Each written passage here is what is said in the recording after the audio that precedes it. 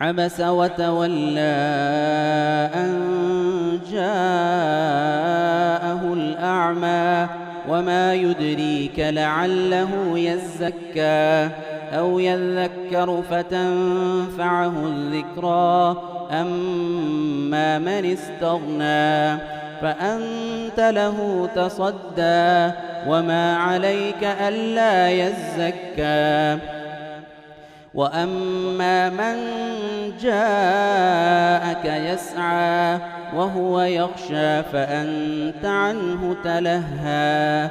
كلا إنها تذكرة فمن شاء ذكره في صحف مكرمة مرفوعة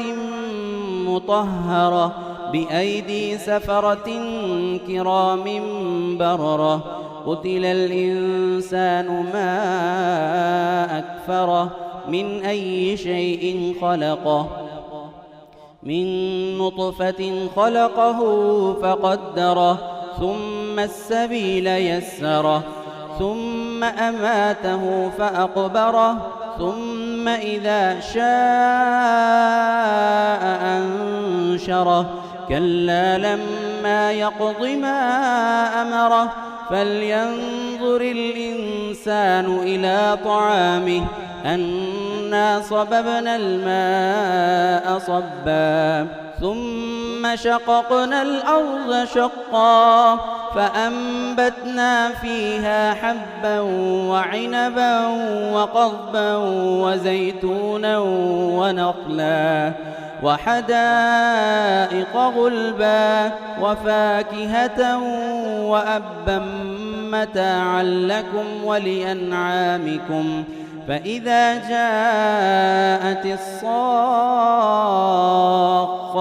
يوم يفر المرء من أخيه